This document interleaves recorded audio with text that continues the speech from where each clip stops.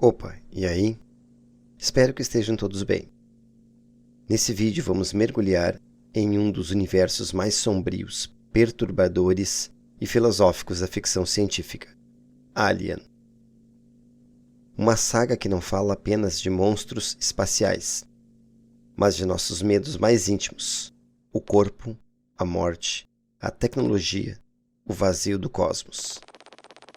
Um universo onde o verdadeiro terror não vem do espaço, mas do próprio ser humano. E antes de começarmos, já sabe, se gosta desse tipo de mergulho no terror e na filosofia sombria, deixe o seu like e se inscreva no canal. Isso ajuda muito o projeto a continuar crescendo. Senhoras e senhores, eu sou Alce e bem-vindos ao King Moose Archives.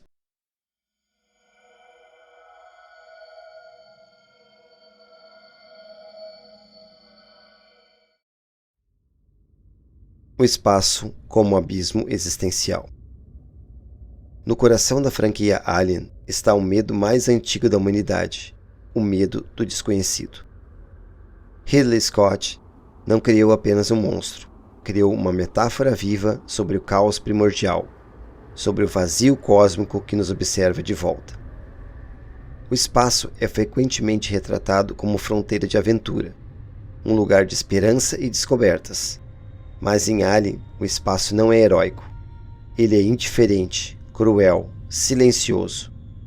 Um oceano negro que não se importa se estamos vivos ou mortos. O espaço é frio, indiferente e sem propósito. É nesse silêncio que o medo floresce. Não o medo de monstros apenas, mas o medo do nada. O medo de perceber que, diante do cosmos, a humanidade é irrelevante. Esse vazio lembra o terror dos analog horrors, gravações de rádio sem explicações, imagens fragmentadas, algo que existe além do que conseguimos compreender. No espaço de Alien, o inimaginável é justamente o que nos observa de volta. E dentro desse silêncio, o ser humano projeta sua arrogância, acreditando que pode dominar aquilo que sequer compreende.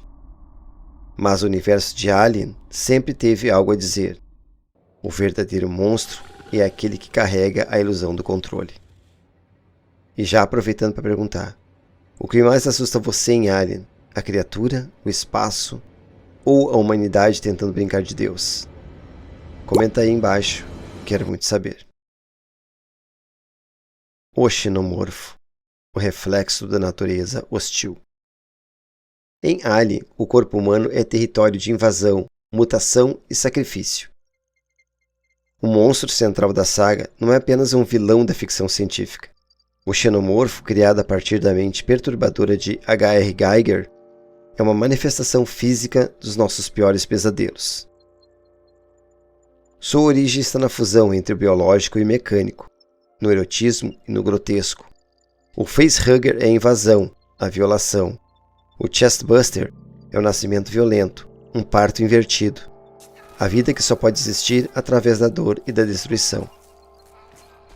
O Alien não tem moral, não tem ideologia, não tem propósito além de sobreviver. E é justamente isso que o torna assustador. Ele é a lembrança de que a natureza não é justa, nem cruel. Ela simplesmente existe, e muitas vezes é hostil.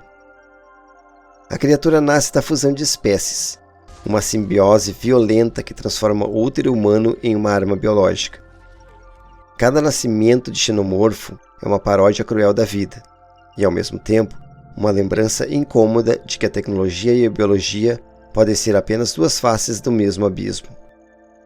O corpo deixa de ser sagrado, ele se torna uma extensão da máquina, e isso é o que mais incomoda, perceber que a fronteira entre carne e metal, entre humano e sintético, já não existe mais. Weyland-Yutani, um monstro que somos nós.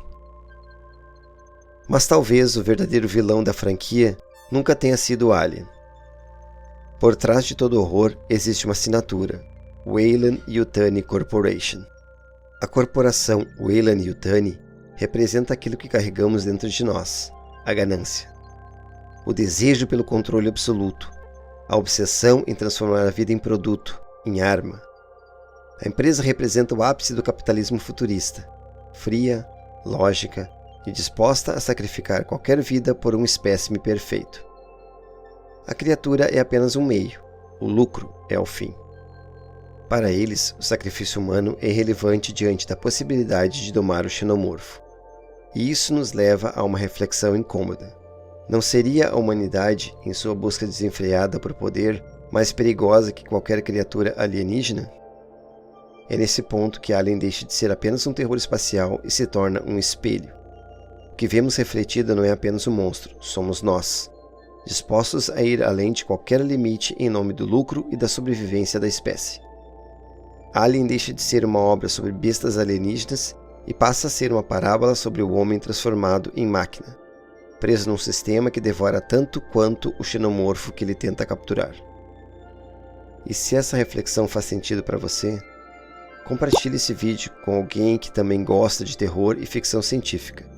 Talvez eles enxerguem a Weyland-Yutani em mais lugares do que imaginamos. O corpo e a máquina. Fronteiras apagadas. Outro pilar da saga é a relação entre o corpo e tecnologia. Os androides, Ash, Bishop, David, representam a dúvida. O que nos torna humanos? Não são simples robôs. Eles são espelhos, reflexos distorcidos da humanidade que os criou. O corpo é frágil, vulnerável, perecível, mas é também o que nos ancora à realidade. Já a máquina é eficiente, precisa, mas desprovida de emoção. Ou será que não? David, em especial, representa a culminação dessa ironia. O ser feito para servir se rebela contra o Criador e decide criar também. Não por obediência, mas por curiosidade. Ele não é apenas uma máquina, é um Deus em construção. E o que ele cria? O Alien, a criatura perfeita, nascida do desprezo e da soberba humana. A fronteira entre orgânico e sintético vai se desfazendo, e em meio a isso, o xenomorfo surge como uma terceira via, nem humano, nem máquina, mas a fusão perfeita de instinto, biologia e adaptação. No fundo, o Alien pode ser visto como o que vem depois de nós, uma resposta brutal da evolução à fragilidade da humanidade. Alien Earth, o retorno do pesadelo. E agora chegamos ao presente. Com o lançamento de Alien Earth, a mitologia se expande, e com ela, as perguntas se multiplicam. A série traz a ameaça de volta ao planeta natal, a última linha que ainda separava a ficção da nossa realidade. Ela revela que o horror não está apenas lá fora, agora ele cresce dentro de nós. Se o espaço era o lugar do medo, a Terra sempre foi o símbolo de segurança. Mas e se essa segurança não passar de ilusão? E se a ameaça não estiver mais longe, em outro planeta, mas aqui, no coração do nosso lar? A pergunta central desse novo capítulo parece ser: como enfrentamos o horror quando ele não vem mais de fora, mas já está dentro de nós?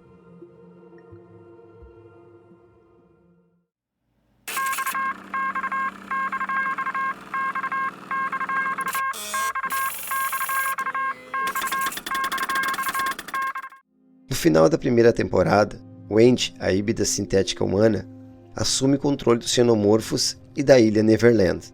Pela primeira vez, o poder não está com os humanos, nem com as máquinas. Está nas mãos de algo novo, um elo entre carne, código e instinto. Enquanto a Weyland-Yutani se prepara para retomar o controle, Alien Earth nos lembra de uma verdade cruel. A criatura sempre foi um espelho, e agora esse espelho reflete a fusão inevitável entre o humano e o inumano.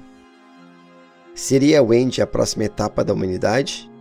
Ou o início da extinção? Alien Earth não contradiz o que veio antes. Ela apenas amplia o campo de batalha. Se antes temíamos o monstro que nascia do corpo, agora devemos temer o corpo que escolhe se tornar monstro. E se você chegou até aqui, é sinal de que gosta de mergulhar nesse tipo de reflexão sombria. Então, considere se inscrever e ativar o sininho para não perder os próximos episódios aqui no canal. A saga Alien nunca foi apenas sobre criaturas extraterrestres. Foi desde o início uma reflexão sobre o corpo humano, sobre a ganância das corporações e sobre o vazio do cosmos. O Alien é assustador, sim, mas o mais perturbador é perceber que, em vários aspectos, ele acaba sendo um espelho do que já somos. O universo de Alien é, acima de tudo, um lembrete de que a busca pela perfeição pode ser o caminho mais curto até a aniquilação. E talvez no fundo, o xenomorfo seja apenas o reflexo mais honesto daquilo que sempre fomos.